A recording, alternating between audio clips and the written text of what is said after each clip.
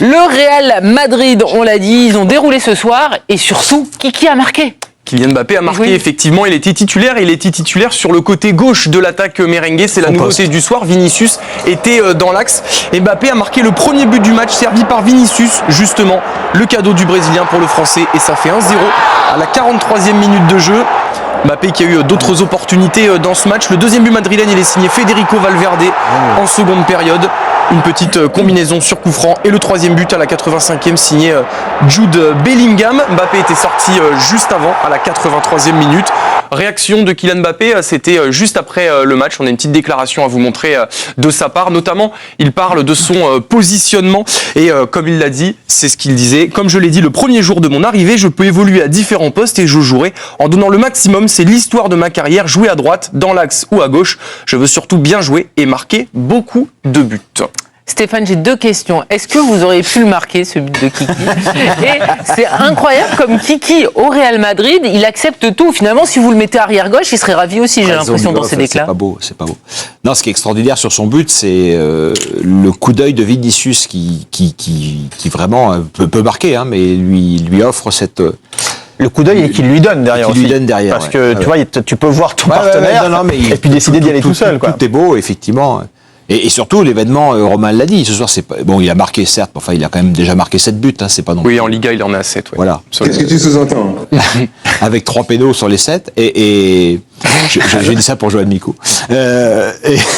Mais ce qui est important, c'est qu'il ait parlé. Il a parlé, ça y est, il a reparlé. On n'avait pas parlé depuis l'équipe de France, sa fameuse conférence de presse catastrophique. Au mois de septembre.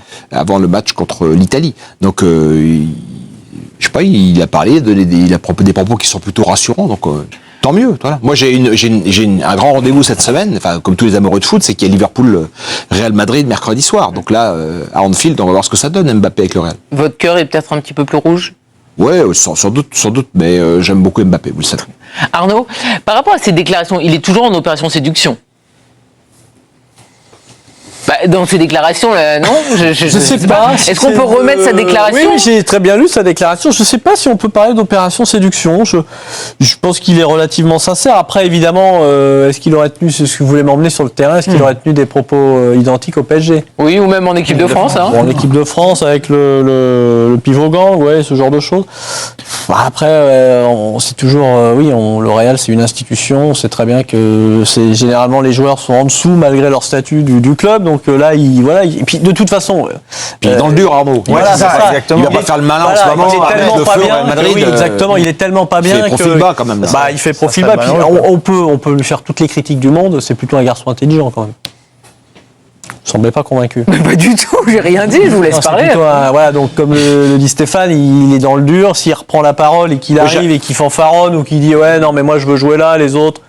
Moi, j'ai regardé le match au-delà du but, parce que le but, évidemment, effectivement, il était quand même pas très compliqué pour un joueur de sa classe. C'est une belle offrande. Il y avait du dynamisme quand même dans ce qu'il a fait. Il y avait du mieux. Il y avait des courses. C'était du mieux. Après, c'est Léganais, je sais pas, Oui, qui était 14e avant le match. On verra mercredi. Mais voilà, je suis très excité à l'idée d'avoir mercredi. Il a dit qu'il se sentait bien physiquement aussi. Là, on l'a pas mis dans cette déclaration qu'on vous a montrée là, mais il a dit qu'il se sentait mieux physiquement et qu'il s'était retapé pendant la trêve, notamment à l'entraînement avec les joueurs de la Castilla. Il y a physiquement et puis il y a aussi mentalement, puisque c'est vrai que là, il y a la question de son moral, quoi, on va dire ça comme ça, qui est revenu sur le tapis. Donc sa santé mentale. Sa santé mentale, donc ça c'est même encore un autre débat. Donc il y a quand même cette question de savoir où il en est un petit peu de ça, puisqu'on sait quand même que ça a été compliqué pour lui globalement. Donc qu'il soit revenu physiquement, c'est une bonne nouvelle.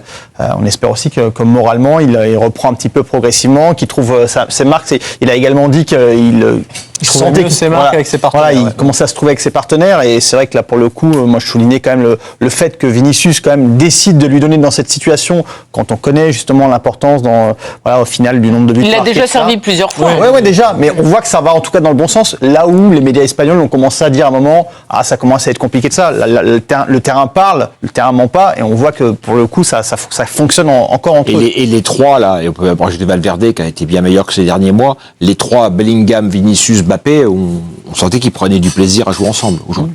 Régis, un mot sur son positionnement, parce que ça, effectivement, c'est aussi la clé pour la réussite de Kylian Mbappé au Real Madrid, sûrement. Moi, je suis persuadé que son meilleur poste, c'est à gauche. S'il veut s'imposer à ce poste d'attaquant axial, je ne vais pas parler du cas du but là, parce que c'est pas trop compliqué pour lui. Et Vinicius lui a mis un vrai caviar. Mais je pense que ces caractéristiques de joueur, si en plus s'il veut les retrouver, de jouer à gauche, il va les retrouver. Je dirais en fait dans l'axe, c'est mon avis, il surjoue par rapport au poste. Et sur le côté gauche, il jouerait dans ses qualités. Et il y a une petite différence à ça, pour moi. Je peux me permettre une question au coach. Bien sûr. Coach qui sont face à nous. Donc Mbappé à gauche, ok. Est-ce que Vinicius dans l'axe, vous y croyez? Est-ce que Non. Vinicius n'est pas non, voilà. Parce que Mbappé à gauche, tout le monde est à peu près d'accord. Ouais. Mais du coup, c'est comment tu... Moi, je me demande si Vinicius. Enfin, la question que je me posais ce soir, c'est est-ce que Vinicius est quand même pas meilleur en neuf que Mbappé ne l'est, quoi. Voilà. Parce qu'il va falloir qu'il se tranche chez le titre de toute façon. Il va falloir qu'il trouve la bonne formule. Raymond, vous avez un avis? Moi, j'attends le match de Liverpool parce que celui-là. Oui, mais on ne sait pas s'il sera Il positionné. n'a aucun intérêt. S'ils sont positionnés de la même manière et que ça fonctionne, c'est quelque chose qui peut perdurer. Mais s'il joue Liverpool et que Vinicius il est pas bon en position d'avancante, il va revendiquer de rejouer c'est ça. de l'autre côté. Ils vont à nouveau avoir le. Je pense que comment ils vont faire? Je pense que Vinicius, par rapport à Mbappé, dans une situation d'axe, est plus capable de fuir les défenseurs adverses. Mbappé va rester dans une position haute. Il va se comporter comme un attaquant axial parce qu'il veut terminer. Vinicius, il a quand même cette qualité De dribble. de dribble et cette sensibilité de jeu. De dribble qui est super. De se mettre dans des zones où il va pouvoir s'orienter, d'aller plus vite de Il me l'avant. semble qu'il court un peu plus qu'Mbappé quand même. Et il court un petit Il fait peu plus qu'Mbappé, d'efforts. Voilà. Donc, Oui, donc à choisir. contre Liverpool sur le côté, il faudra défendre. Donc il faut courir. Bon, on attend, donc il faut courir. Liverpool, tout le monde va défendre. Oui. Courir, il va falloir Bah, il faut- défendre. Ancelotti Il faut- a dit ça en conférence de presse aussi, il a justifié le positionnement par rapport au fait que Mbappé n'était pas au mieux physiquement et que du coup que Vinicius venait de revenir et que comme il y avait moins d'efforts à faire dans l'axe, c'est pour ça qu'il l'avait mis dans l'axe en tout cas. Ce qu'on avait dit pour Mbappé à un moment, quand on le fait évoluer dans l'axe. Parce que là, on va être face à la problématique que tout le monde avait soulevée quand il est arrivé. Oui, C'est ça. où est-ce qu'on le met? Ouais, qui va jouer à gauche entre lui et Vinicius. Donc, Tout à fait. après, Carlo Ancelotti est suffisamment malin pour trouver une solution, je pense. Non, mine de rien, après le week-end, match nul du Barça et victoire du Real, le Real est qu'à 4 points du Barça avec un match de retard. Très bien. Effectivement, on rappelle que le C'est Barça- bien de temps en temps de faire un. Moi, je croyais qu'ils étaient largués, donc je Et le Barça Ils a sont pas concédé largués. le match nul et notamment il y a eu une passe malheureuse de notre ami Jules Koundé. Il avait perdu aussi le match juste avant la trêve, c'est Tout à pour fait. ça que l'écart s'est resserré. Voilà. Très bien. Non, mais on avait déjà, Oui. il y a Oui, on 15 pensait jours, que le Barça les débats, était- c'était le Real est enterré, saison ratée, enfin tout était parti. à fait. Donc, Là, ils peuvent revenir. Vous trouvez qu'on est excessif parfois, Stéphane? je trouve qu'on va vite. Oui, on va très vite. On va trop Nous vite. non, nous non. Sur Non, ce plateau, nous non. Mais Ce que je peux vous dire, c'est que mardi soir, vous aurez le bonheur également d'entendre parler d'un certain Barcelone-Brest. Ça vous intéresse? Bien sûr. Ben, ça sera une grande soirée que la chaîne équipe vous Mais le propose. Real Liverpool, chère Karine, c'est mercredi soir. Oui, mais moi je vous rappelle que mardi nous avons Bayern PSG et Barcelone ou Barcelone. nous avons Barcelone-Brest. Barcelone-Brest et le lendemain on a double dose également avec Lille et Ah bien. Monaco. On vous propose nos 4 clubs français en grande soirée sur la chaîne L'équipe. On a le droit de jeter un œil sur Liverpool Real Madrid quand même. Il faudra avoir deux télés, mais je sais que vous êtes très bien équipés. Je n'ai aucun doute là-dessus.